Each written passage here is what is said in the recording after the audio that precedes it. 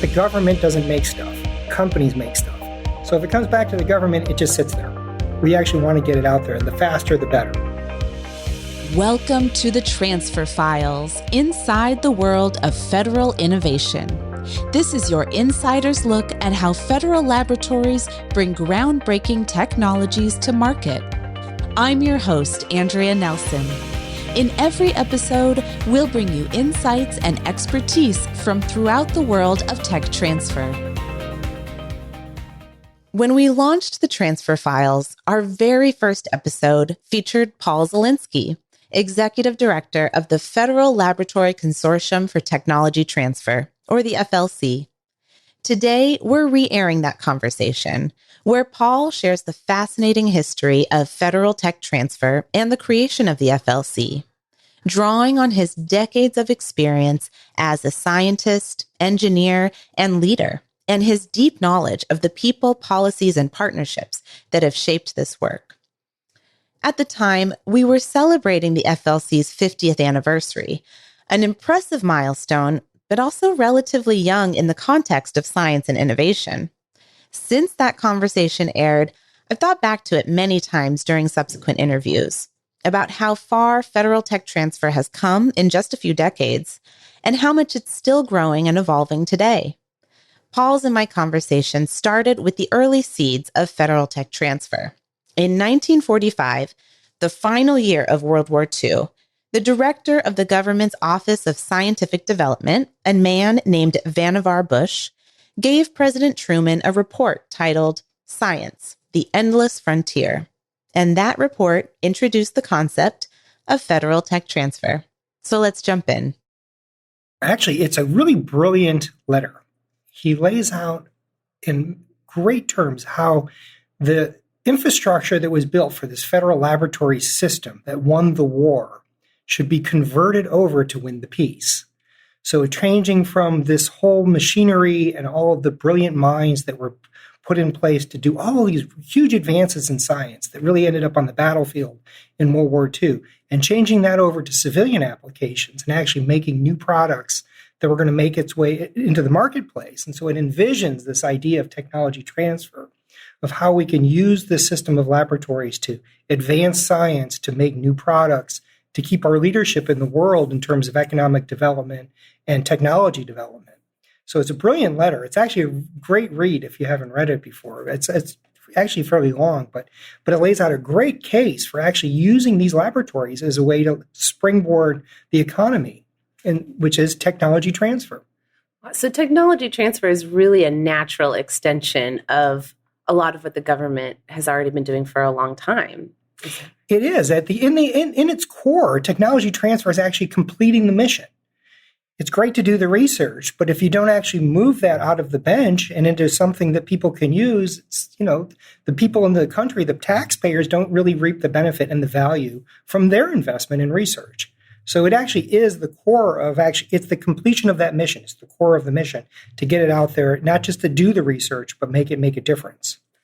And even for as natural an extension as it is, it's taken a lot of pieces to be put into place. So that leads us to the FLC being established in 1974. How did the FLC start and grow in the early years?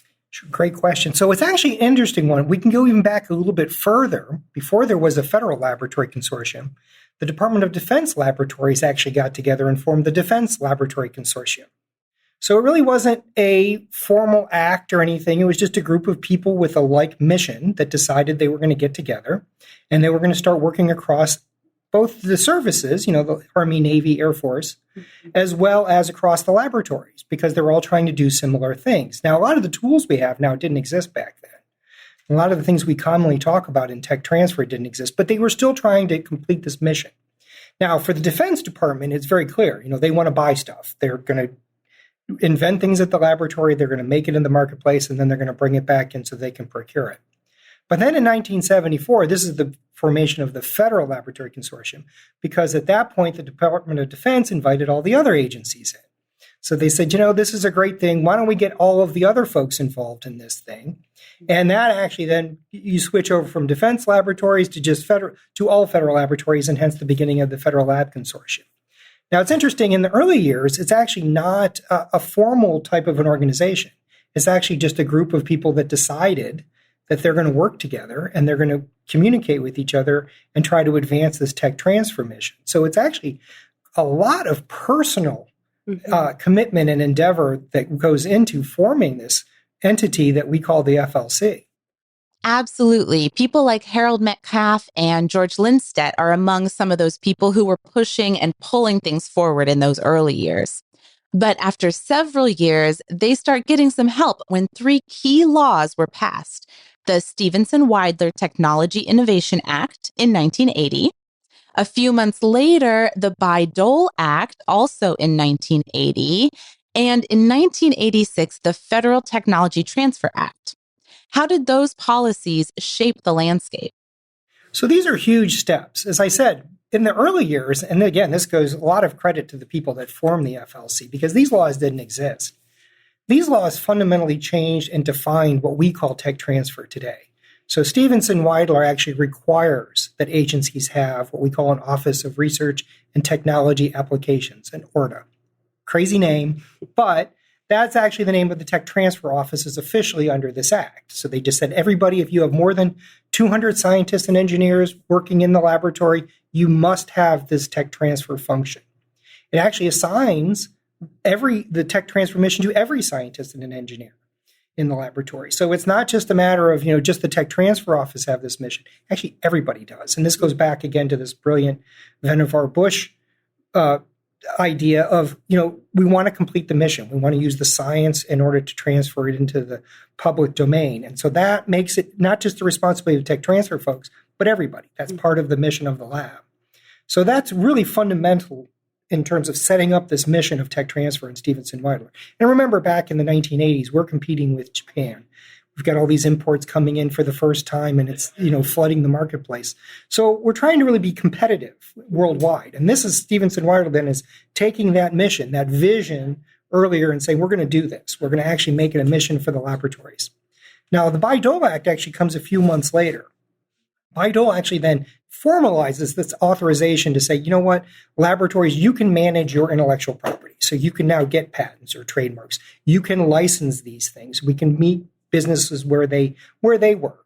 We can transfer the rights for these inventions like other companies can, only from the government. Now, that happened before, but it really wasn't clear until Bayh-Dole came around. And of course, on the contractor lab side, now the original Bayh-Dole Act was a little bit strange in this, but it really opens the door for contractor labs also then to do tech transfer, because now they can elect property rights. Instead of it all flowing back to the government, they can actually do it themselves, which sounds crazy in a way, but it's not when you think about it, because again, it's not the government doesn't make stuff. Companies make stuff.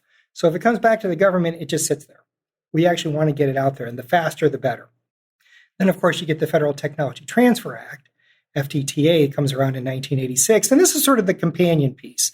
This is like, okay, this is great. You can patent stuff. That's sort of at the end. What about the beginning? And so one of the things that this actually does is sets up public-private partnerships, things we call cooperative research and development agreements, CRADAs.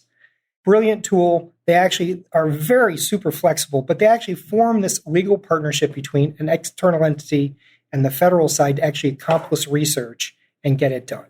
And so it's a wonderful piece of legislation that actually sets this in motion and also, of course, formalizes then the FLC. So with the FTTA, you get the official authorization that says there will be a Federal Laboratory Consortium, and these are the rules, and this is the way this is going to operate. And so it's no longer just a random group of people that decided that they want to work together, but it's actually required in law. Over the last 40 years, the FLC Awards have become some of the most prestigious honors in technology transfer, recognizing exemplary people, teams, and collaborations. Could you talk a little more about how the FLC Awards have evolved and why it's important to celebrate the work being done and the people doing it? I think one of the biggest things with the awards program is this idea of recognizing excellence in this field. We talk about how important it is. But the awards program is actually where we start saying, this is the type of thing we want to see more of. Let's hold this up as an example to others to emulate. And so it's really important to the laboratories because, technology transfer is an interesting thing. If you let it just sort of sit there, then maybe people won't be as engaged. By giving these awards, by awarding excellence, you actually motivate people. You call forth more technology transfer actually in the labs by recognizing some of the things and holding those up as great processes or great examples for people to follow. And it's grown over the years. A couple different things. One of the things, for example, we now give a Laboratory Director of the Year award. Now, that started several years ago. But, the idea was if you want excellence, if you want to create an ecosystem for tech transfer to grow, then recognize that, award that. And so we've added those types of awards that, again, build on the characteristics that we think are important in technology transfer. So one of the things that's actually interesting about the awards, too, is one of our most prestigious awards is the Harold Metcalf Award. And actually, if you look back to that question about the history of the FLC, he's actually one of those people that really pushed, really put his own career on the line to move this consortium from the Defense Laboratory Consortium to the Federal Laboratory Consortium, and then finally get it to put into law. And so we actually honor one of our biggest awards is the Harold Metcalf Award, which actually is awarded to an individual that's gone above and beyond in excellence in the technology transfer field. And switching gears a little bit to your own career and trajectory, you have been in federal tech transfer for some time, including as the co-chair of the National Science and Technology Council Lab to Market Subcommittee, Director of Technology Partnerships Office at NIST, the National Institute of Standards and Technology, as well as positions at the Environmental Protection Agency and the Department of Energy. But you have an MBA with a specialization in entrepreneurship, along with your degrees in civil engineering and biology.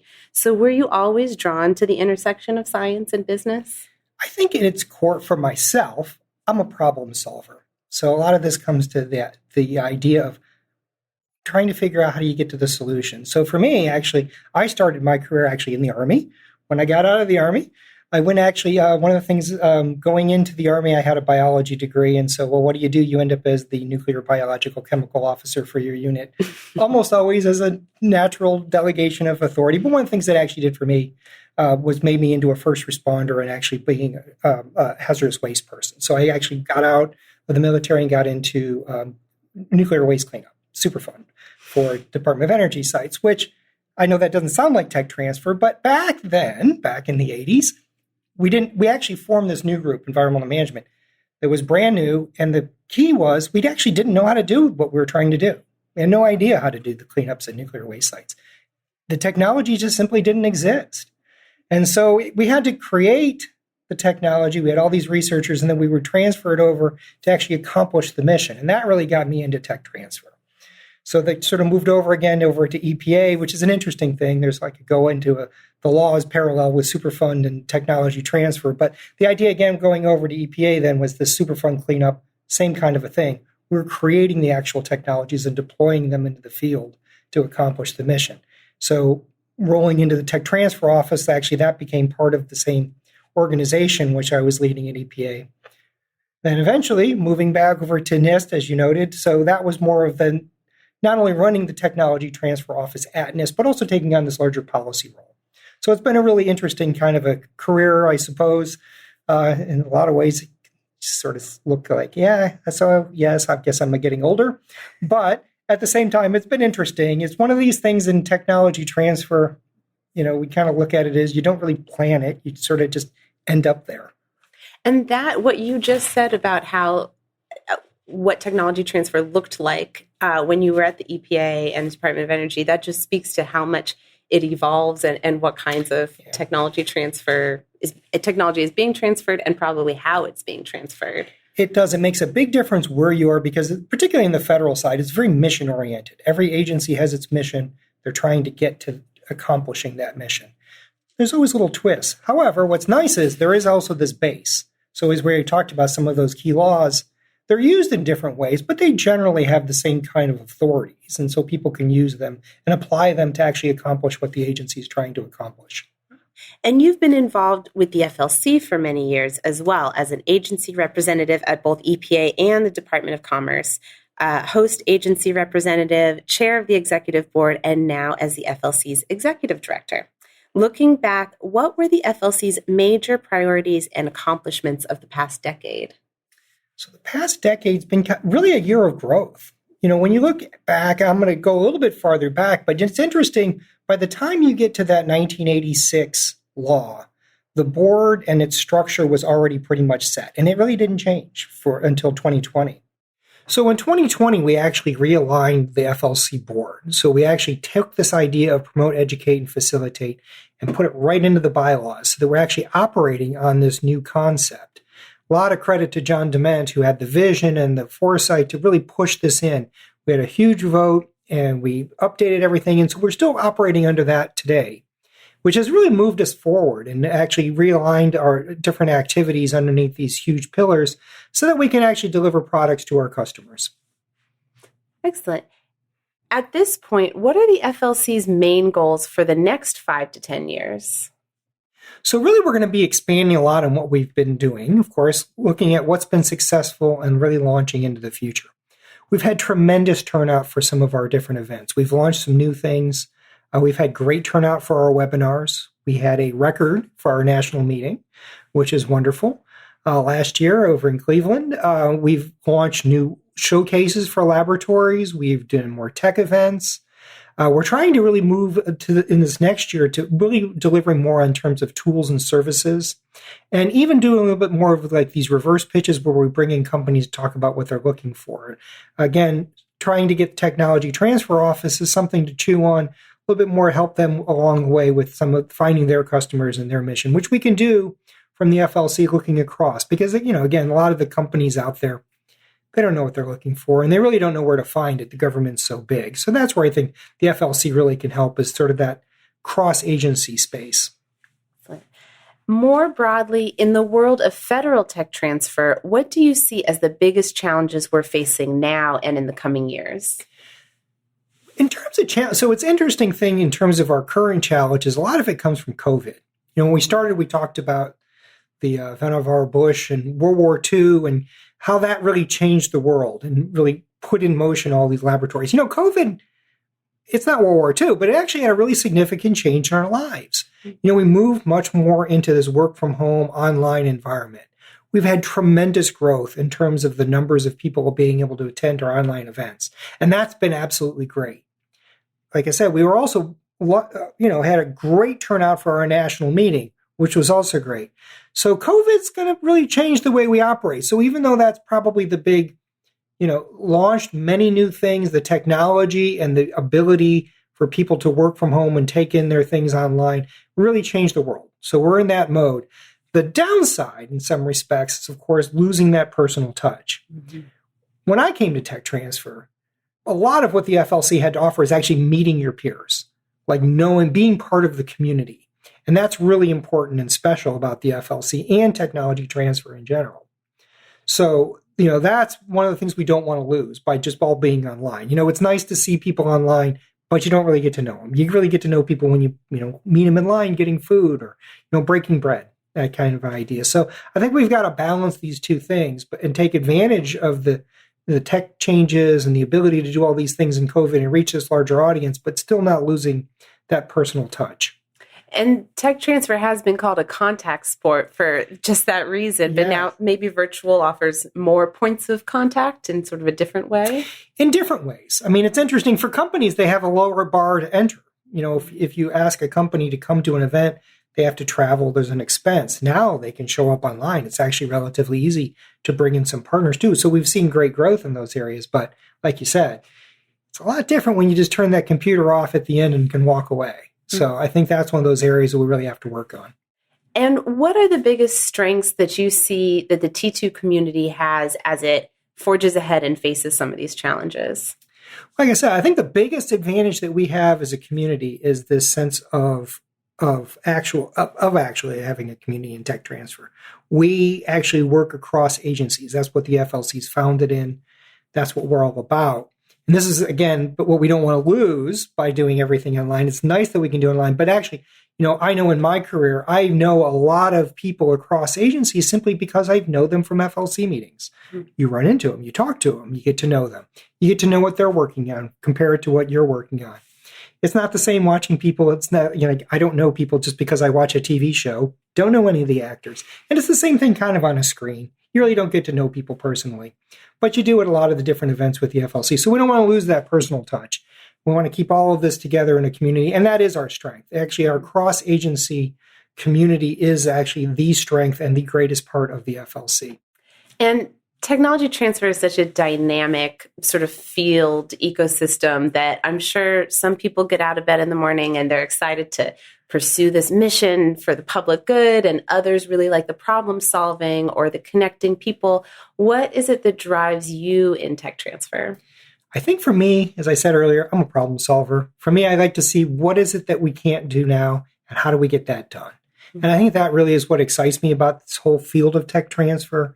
And what's really pulled me into the whole field of tech transfer is just that sense of accomplishment of there's this void and you're filling the void. I might not be doing the research, but I'm helping to move many different things out of these laboratories and over and making them products that are available. And I take a lot of pride actually in looking at some of these things that you see them in a store. It's like, you know what? I know exactly where that came from. And there's actually a great sense of accomplishment in that. So it's a wonderful thing. And actually that's what really drives me in tech transfer.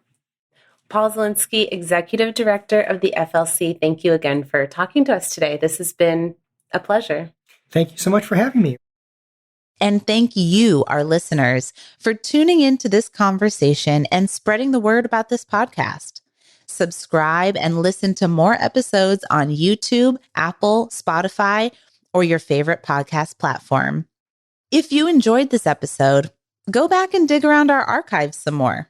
If you're newer to the show, you might have missed some of our season 1 gems, like entrepreneur Chris Campbell talking about the company he's building with NASA technology, or tech transfer professional Paige George explaining that the Navy produces technology for sea to space and everywhere in between, and so much more.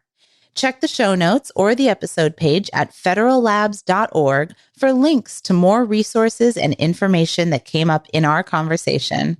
Thanks as always to our producer and digital marketing manager, Carly Dunow, graphics manager, Danny Batchelor, web content and systems manager, Jess Klein, and the FLC staff and community for your support.